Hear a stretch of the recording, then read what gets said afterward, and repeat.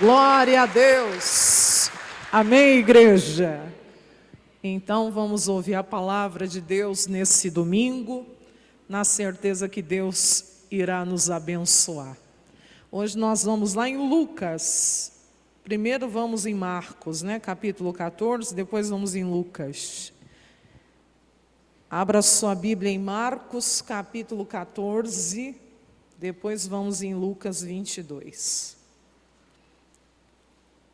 Marcos, Evangelho de São Marcos, capítulo 14.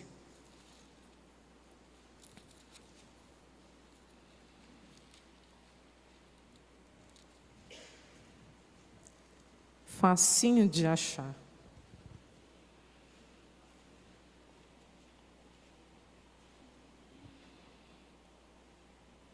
Quem achou, diga glória a Deus. Marcos capítulo 14, versículo 32 em diante. E foram a um lugar chamado Getsêmani. E ele disse aos seus discípulos: assentai-vos aqui, enquanto eu oro. Então preste atenção.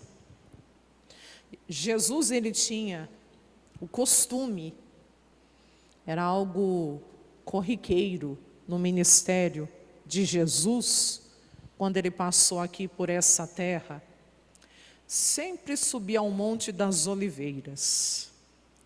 Ele sempre tinha esse hábito na vida dele de se retirar para o Monte das Oliveiras, para o lugar da sua oração.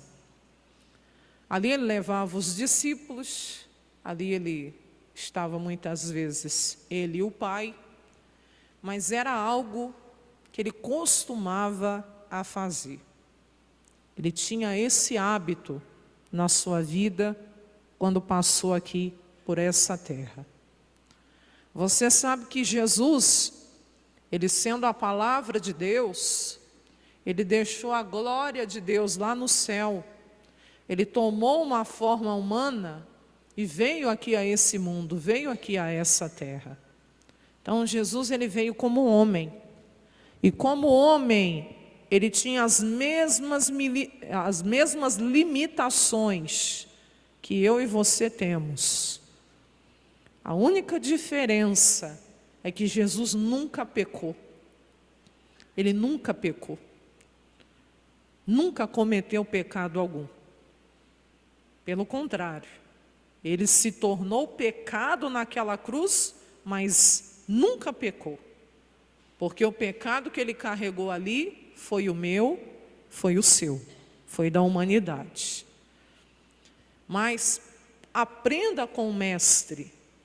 Ele sempre tinha esse hábito de se retirar a sós para estar com o Pai.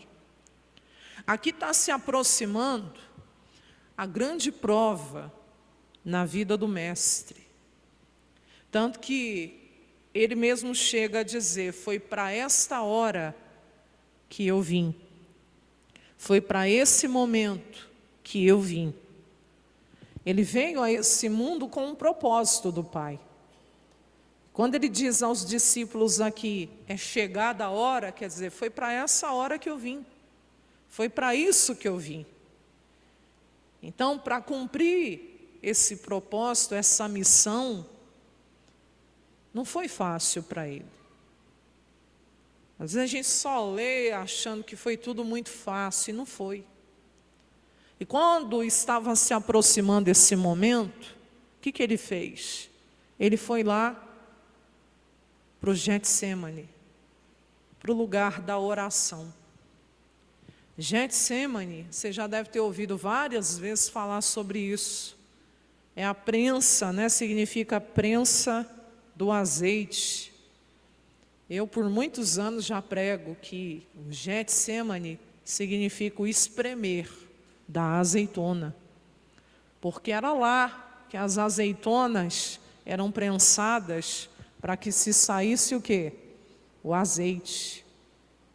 Então, entenda, era um lugar de pressão.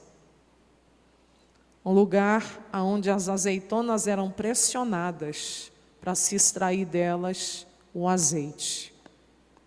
E foi exatamente isso que aconteceu com Jesus.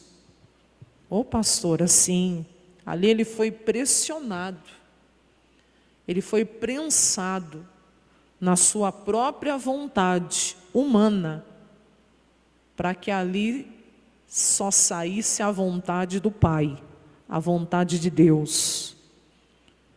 Todos nós que somos de Deus,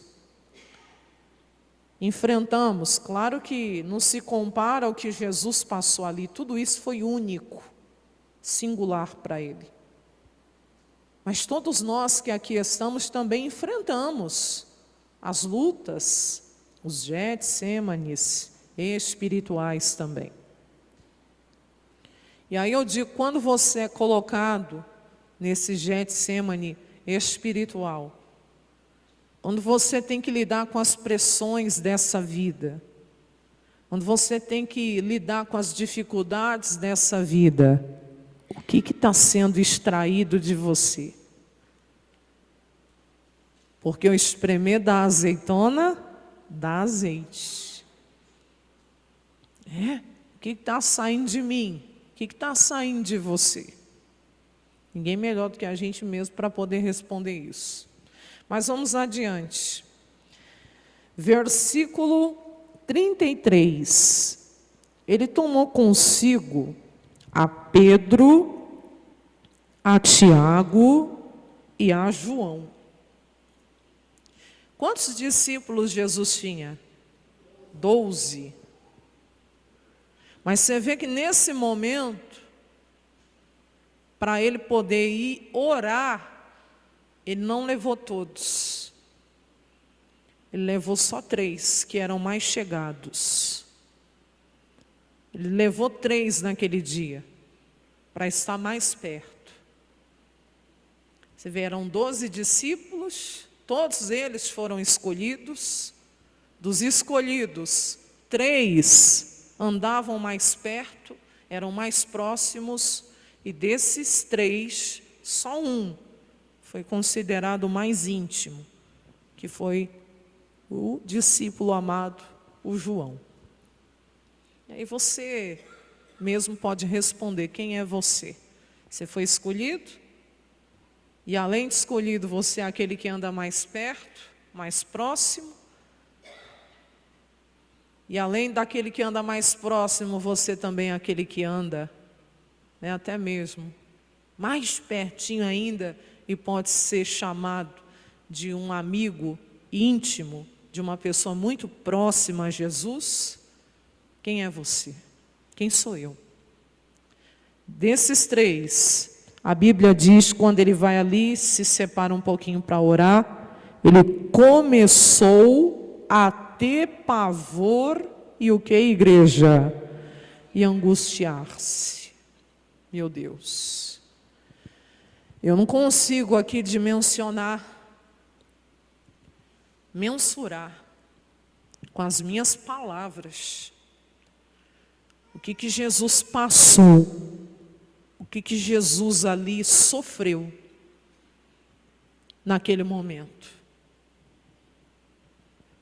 O nosso pânico humano, o nosso medo humano, o nosso pavor humano não se compara ao que Jesus sentiu. Por quê, pastora? Porque ali, irmãos, quando Jesus começa a ter pavor e começa a se angustiar, ali Jesus, ele sabe tudo aquilo que ele iria passar na cruz do Calvário. Ele tomaria sobre si, ainda não tinha tomado, mas ele ia tomar sobre si o pecado de toda a humanidade. Imagina para uma pessoa que nunca pecou se tornar pecado. Não entendi, pastor. Imagina para uma pessoa santa pura, separada, que nunca havia pecado, que nunca havia desagradado ao Pai, agora se tornar a própria figura do pecado naquela cruz, tomar sobre ele não só o pecado, mas todas as nossas maldições, tomar sobre ele as nossas dores, as nossas enfermidades. Ele se tornaria ali até mesmo pecado por nós. Ele seria ali a primeira vez na sua vida separado do Pai. Ele nunca tinha passado por isso. E quando ele começa a ter pavor e angustiar-se, no próximo versículo ele vai dizer para Pedro, para Tiago e para João: a minha alma está profundamente o quê? Triste até a morte. Fiquem aqui comigo e vigiai. O que Jesus está pedindo? Não me deixem só.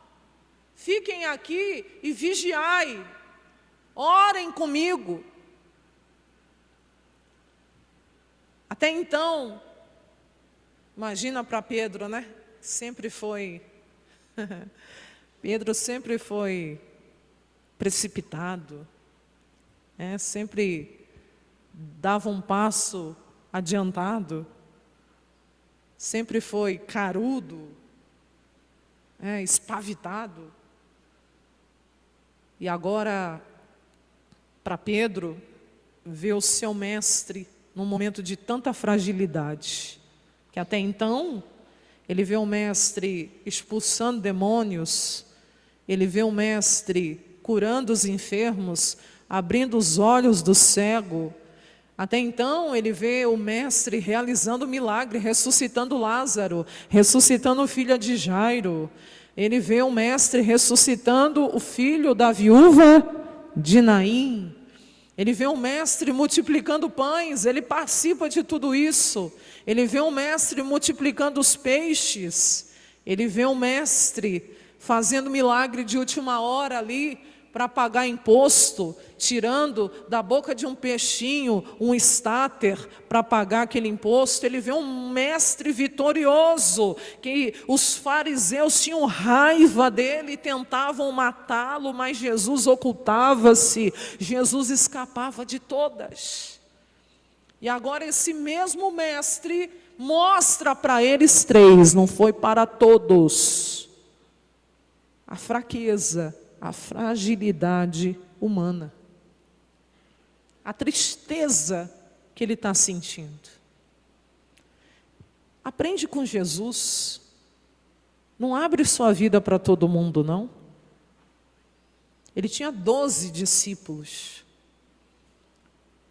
mas ele só se abriu para 3. Tem gente que sai falando para todo mundo, abre a boca para falar para todo mundo o que está acontecendo. Aprende com Jesus que nem todo mundo precisa saber. Os demais discípulos, nenhum deles participaram desse momento. Nenhum deles ficaram sabendo o que aconteceu. Quem está entendendo? Só Pedro, Tiago e João. E eu vou repetir, nem todo mundo tem que ficar sabendo da sua vida. Saiba para quem você vai abrir o seu coração e pedir ajuda espiritual. Ô pastora, saiba para quem você vai pedir ajuda. Jesus só mostrou aquela fragilidade para 3. A Bíblia fala de um rei lá em Isaías capítulo 39, chamado Ezequias. E o problema dele foi o dia que ele recebeu os embaixadores da Babilônia E ele começou a abrir os tesouros, não só da sua casa, mas da própria casa de Deus. E ele saiu mostrando tudo. E os embaixadores da Babilônia agradeceram, né? Eu digo assim porque agradeceram em que sentido? Quer dizer que esse é o seu armamento. Quer dizer que esse é o seu ouro, a sua prata. E ele foi corrigido pelo profeta. Mostra ali o verso, o verso anterior, né? E Ezequias se alegrou com eles e saiu mostrando a casa do seu tesouro, a prata, o ouro, as especiarias, os seus melhores perfumes, toda a sua casa de armas. Como que você mostra para o inimigo as suas armas? Misericórdia, tudo que se achava nos seus tesouros, coisa nenhuma houve, nem em sua casa, nem em todo o seu domínio, que Ezequias lhes não mostrasse. Vem o profeta Isaías, Ezequias, que foi que aqueles homens disseram, de onde eles vieram a ti? E o Ezequias disse, eles vieram aí de uma terra remota, vieram a mim lá da Babilônia. Mal sabia Ezequias que eram os inimigos que lá na frente fariam o povo de Deus escravos. Que foi que viram? E Ezequias, eles viram tudo. Tudo quanto há na minha casa, coisa nenhuma há nos meus tesouros que eu deixasse de lhes mostrar. Então ouve essa palavra do Senhor dos exércitos. Qual? Virão dias, Ezequias, em que tudo quanto houver em tua casa, com o que entesouraram teus pais, até o dia de hoje, será levado para a Babilônia. Não ficará coisa alguma, disse o Senhor. E dos teus filhos que procederem de ti, que tu gerares, tomarão para que sejam eunucos no palácio do rei da Babilônia. Então disse Ezequias, boa é a palavra do Senhor, que disseste, porque haverá paz e verdade em meus, diga misericórdia. Sabe o que ele está dizendo? Não vai ser agora, vai ser com a minha descendência. Misericórdia, irmãos. Por isso você não pode ficar abrindo os seus tesouros. Eu já contei uma história aqui de uma irmã que um dia ela tomou um susto. Ela tinha uma vizinha e a palavra diz lá em Provérbios, você retira o pé da casa do teu vizinho para ele não se enfadar, para ele não enjoar de você, né? Senão ele vai ficar enjoado, enfadado. Meu Deus, mas não sai daqui. Tem casa, não? Vai lá. O que acontece? Olha lá, retira o pé. Não sou eu que falo, não, da casa do teu próximo. Para que ele não se enfade de ti e te odeie, te aborreça. Né? Mas o caso dessa vizinha era só ela que ia na casa dessa irmã. E nunca convidava a irmã para ir na casa dela, mas vivia na casa da irmã. O dia que a irmã foi na casa dessa vizinha, ela tomou um susto. Por quê? Porque até a posição dos móveis era o quê, igreja? Era o quê? Era igual. Onde ficava a geladeira? Tudo muito parecido. O que é isso? Inveja. Eu já vi casos, são 25 anos pregando, eu já vi situações de mulher que não tem sabedoria, leva amiga para comprar, às vezes, roupas para o marido, e não compra só meia não, você já entendeu. Ai, o que você acha disso aqui? Eu já vi histórias, fica contando tudo, fica falando tudo, mostrando tudo. Aí vai lá outra amiga e toma o marido. Está amarrado em nome de Jesus? Sim. Mas a pessoa tem que ter sabedoria. Vai ficar mostrando seus tesouros? Só Deus conhece o coração. Não, mas eu confio, é minha amiga, é meu amigo. O melhor amigo que existe é Jesus. Esse aqui, eu não estou dizendo que não tenha pessoas abençoadas nessa terra.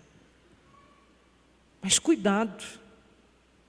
Tem coisas, você vê que o próprio Jesus não contou para os 12, que ele estava triste só para 3.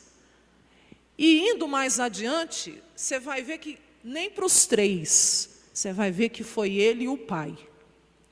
E aí você aprende que tem coisas que ninguém vai participar, é só você e Deus. E não sou eu que estou mostrando, é a Bíblia. Então, muito cuidado para quem que você está abrindo, para quem que você está falando, para quem que você está mostrando as suas coisas. Vigia. Diz mais, e tendo ido um pouco mais adiante, prostrou-se em terra. Quando ele vai mais adiante, ele não leva o Pedro, ele não leva o Tiago, ele não leva o João. Então diga, há momentos que é só eu e Deus. Vai ter momentos, irmão, que é só você e Deus. Mais ninguém. Tem momentos que vai precisar do Pedro, do Tiago, do João, que é você e seu marido, é você e sua esposa, é você e aquela irmã de oração que Deus te deu, diga amém. Mas há momentos que é só você e Deus. E nesse momento ele se prostra, e se prostrar não é só ajoelhar, é se realmente jogar ali na presença do Pai. E ele fala assim, ó, vamos lá. E orou para que, se fosse possível, passasse dele aquela hora. Ele estava angustiado, triste com tudo aquilo. E ele disse, Abba, Pai, que na nossa língua portuguesa seria papai. Todas as coisas te são possíveis. Quer dizer, eu não duvido. O Senhor é todo poderoso, o Senhor pode tudo. E se for possível, afasta de mim o quê? Este cálice. Cálice da morte. Mas não seja, porém, o que eu quero, mas o que tu queres. Nesse momento foi quem? Só Jesus e o Pedro, Tiago e João estavam juntos? Estavam perto ali. Estavam lá no monte, mas foi só Jesus e o Pai.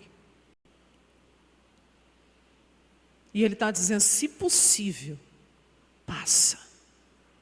Mas não seja como eu quero, e sim como o Senhor quer. Difícil às vezes para mim e para você aceitar a vontade de Deus? Às vezes sim.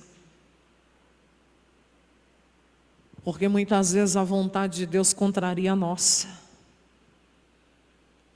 E só quem já passou experiências semelhantes sabe o que é ser exprimido na sua vontade. Quando você quer agir, quando você quer falar, quando você quer fazer do seu jeito, mas Deus vem com a palavra e diz, eu preciso te espremer nisso, para que você faça o que eu quero que você faça. Às vezes sua vontade não é perdoar. E aí você vai ter que deixar Deus te espremer tirar de você isso, o ódio, a mágoa, o ressentimento, tirar, arrancar mesmo e deixar fluir o perdão que é necessário para quem você precisa perdoar. Vou repetir, às vezes a vontade de Deus contraria a tua, hein? É bom quando a vontade de Deus e a nossa está ali alinhada, né? Que você vai e faz, que é uma bênção. Mas na grande parte, a vontade de Deus contraria a nossa. Na grande parte. E o que Deus quer é o que você tem que fazer. Vamos adiante. E Jesus chegando, ele volta para perto de Pedro, Tiago e João, os achou dormindo. Era hora de dormir, mas tamanha pressão do lugar, eles dormiram. Ei, você está dormindo ou está acordado? Você está passando um deserto, uma luta, um Getsêmani espiritual. Você está dormindo ou está acordado? Tem hora que é para dormir, mas tem hora que é para acordar. E não era hora de dormir, era hora de vigiar. E Jesus, Simão, Pedro, né? Simão, dormes. Primeira vez Jesus chamou eles para orar. Segunda vez Jesus puxa a orelha. E puxa a orelha do Pedro. Porque é esse que dali a pouco vai fazer o que com Jesus? Vai negar Jesus. Lembra? Quando ele vê Jesus sendo preso. Mas Jesus antes pediu para ele fazer o quê? Já era a segunda vez que Jesus estava pedindo para Pedro fazer o quê? Vamos orar, gente. Vigiar é no sentido, vamos orar. Tanto que Jesus fala aqui, ó, não podes vigiar o quê? 1 hora. Você não consegue orar 1 hora comigo, Pedro? Acorda, Pedro. A primeira vez Jesus chamou, vem cá, Pedro, vem cá, Tiago, vem cá, João, vigia comigo, fica aqui comigo, porque a minha alma está profundamente triste até a morte. E os discípulos, sabendo disso, foram dormir, enquanto Jesus se retira para orar. E aí Jesus fala, vigiai e orai. Olha agora, hein? Para que vocês não entrem no quê? Em tentação, que ela vai vir. Aí Jesus fala, o espírito na verdade está o quê? Pronto, mas a carne é fraca. O espírito está pronto, mas a carne de vocês é fraca. É humana. É frágil. E Jesus está dizendo, a tentação vai chegar. E vocês precisam estar fortalecidos. E hoje não é diferente. Se você não quer ser mais tentado, pede para Jesus te recolher então. Porque enquanto você estiver aqui nesse mundo, você vai ser tentado. Você vai ser tentada. Todos nós seremos tentados. Mas lá em 1ª carta aos Coríntios 10, 13, ele fala que não veio sobre nós tentação, senão humana.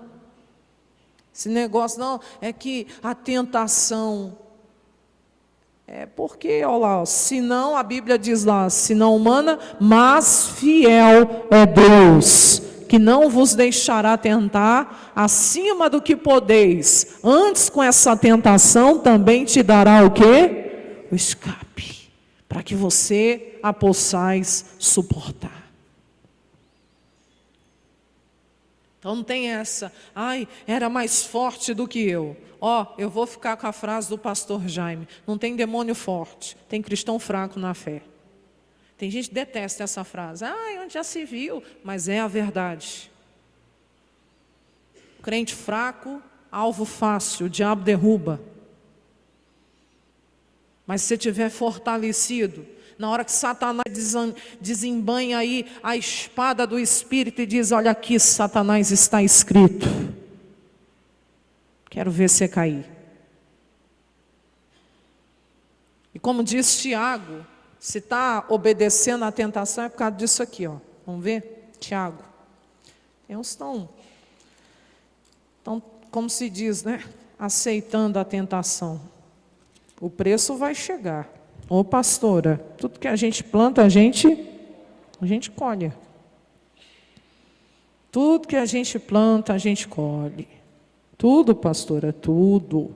O que eu estiver plantando é o que eu vou colher. O que você estiver plantando é o que você vai colher. Tiago 1,13. Tiago 1, verso 13. Vamos lá. Ninguém sendo tentado diga: de Deus eu estou sendo tentado. É Deus que está me tentando. Não, porque Deus não pode ser tentado pelo mal e a ninguém tenta. Sabe por que você está sendo tentado? A Bíblia diz: cada um é tentado quando é atraído e engodado pelo seu próprio desejo, pela sua própria concupiscência. Coloca na tradução para mim, linguagem de hoje, esse versículo 14. Mas as pessoas são tentadas quando são atraídas e enganadas pelos seus próprios maus desejos. É gostoso, é prazeroso, é um mau desejo. E aí Deus fala: depois de havendo a concupiscência concebido, porque a tentação bate lá no coração, a pessoa deixa entrar, aí ela vai dar luz ao pecado. É igual uma gestação mesmo. Só que espiritual para o mal. Entra aquele desejo, a pessoa não repreende, a pessoa não manda o diabo sair, e vai, como se diz, alimentando aquilo, dali a pouco ela vai dar luz ao pecado. Porque o diabo não é bobo, e ele está vendo que já está sendo gerado, ele faz a oportunidade aparecer. Vamos supor que a pessoa olhe para uma outra pessoa com um desejo impuro. Lascívia, né? Porque não se converteu ainda, aí tem aquela lascívia nos olhos e começa a desejar o proibido.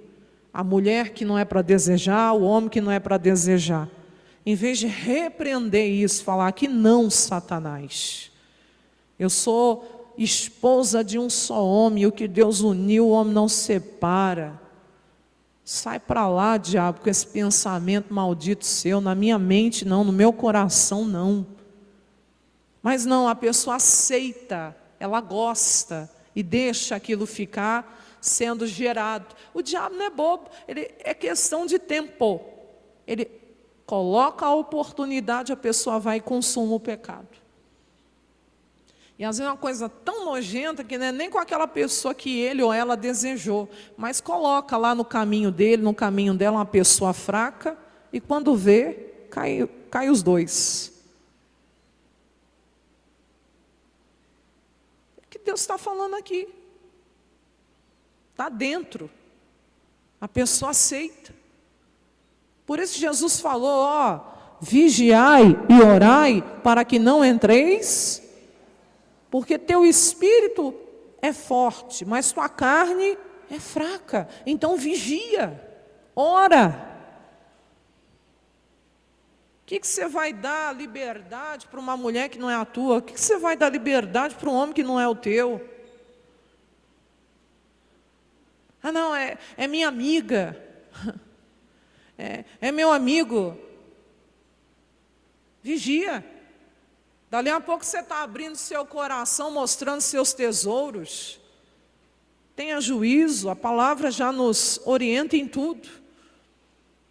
O pastor Jaime sempre nos ensinou, não basta ser santo, tem que parecer santo também. Porque a Bíblia diz que a gente tem que se abster de toda a aparência do mal. A gente tem que fugir de toda a aparência do mal. Tem que ser vigilante. Quem está entendendo? Vamos lá. O que diz? Só para finalizar. Dá luz ao pecado, e o pecado sendo consumado gera o quê? Na vida da pessoa, a morte. Que isso? A conta chega.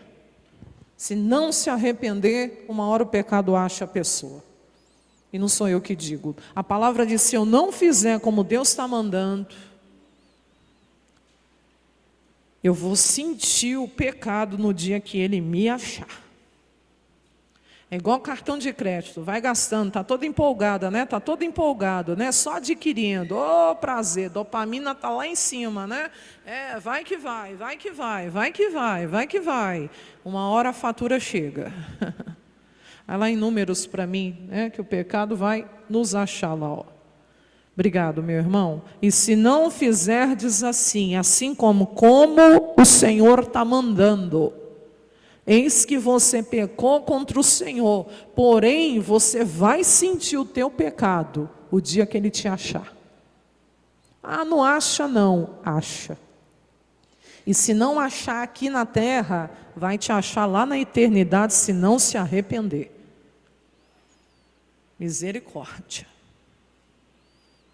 Se eu tiver na minha vida coisas escondidas que eu não me arrependi, eu posso passar aqui pela terra, pastora de Deus, cheia do Espírito Santo, mas eu tenho coisas escondidas na minha vida que eu nunca me arrependi.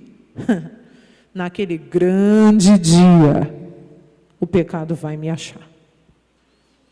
Em vez de eu ouvir Jesus falando, vinde benditos de meu Pai, possuí por herança o que está preparado para você desde a fundação do mundo, eu vou ouvir assim, apartai-vos de mim, vós que praticais o quê? A iniquidade.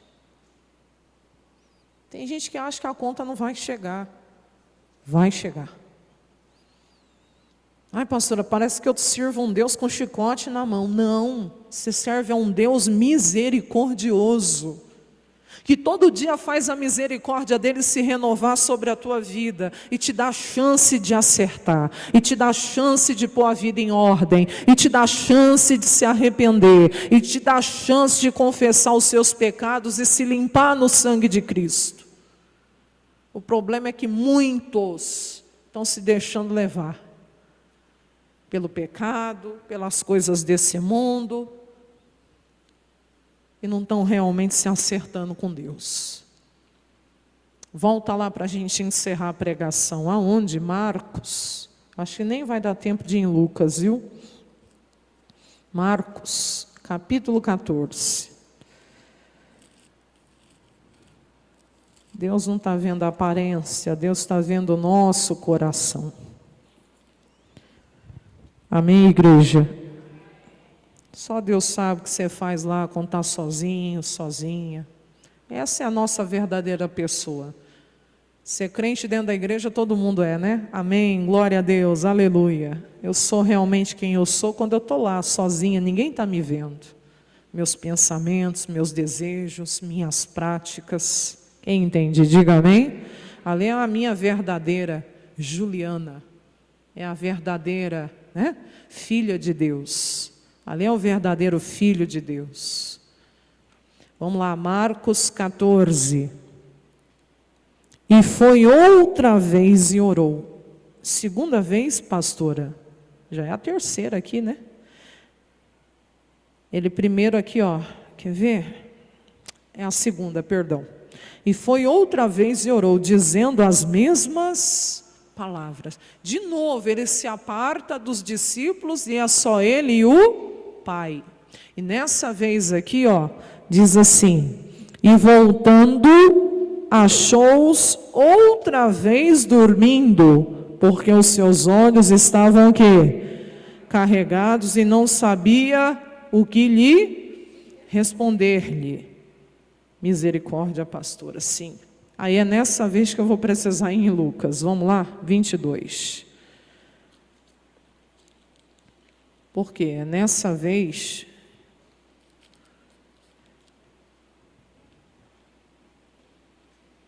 no verso 43.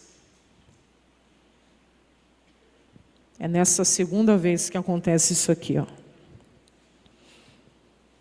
Posto em é o 43, assim que ele acaba ali na segunda vez, né, que Jesus está orando ali, apareceu-lhe um anjo do céu que o confortava. Aí diz, ó, e posto em agonia, orava mais o quê? Intensamente. E o seu suor tornou-se o quê? Em grandes gotas de sangue, que corriam o que, igreja? Até o chão. Quando Jesus suou sangue, ele estava com os discípulos perto? Não. Ele mostrou a tristeza. Se retirou, foi orar e pediu, orem comigo. Quando ele voltou, os discípulos estavam dormindo, puxou a orelha. Quando Jesus está orando aqui, a segunda vez, quando Jesus aqui soa sangue, não tem ninguém perto. Então aprenda na sua vida, tem experiências que vai ser só você e Deus. E ninguém vai participar. Tem experiências que é só você e Jesus. A agonia foi tão grande que o seu suor se tornou em sangue. E segundo os especialistas nessa época aqui, não estava calor para ele suar tanto assim. Estava nada, porque na hora que Pedro vai negar Jesus, eu não sei se você lembra, o que tinha aceso lá? Uma fogueira, por causa do quê? Do frio. Mas a pressão foi tão intensa, que os poros de Jesus soaram sangue naquele dia. Tamanha a agonia. E volta lá aonde? Em Marcos, né? 14.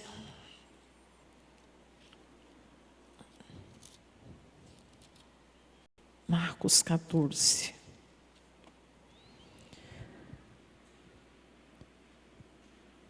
Agora no 41. E voltando a terceira vez, disse-lhes, faz o quê? Dormi agora e descansai. Basta. Já era a terceira vez. E os discípulos estavam o quê? Diga, meu Deus, me acorda. Fala para o irmão, para a irmã, acorda. Quem está? Fala para ele aí, acorda. Jesus chega a terceira vez, os discípulos estão dormindo e... Ele falou, não, basta, chega. Chega.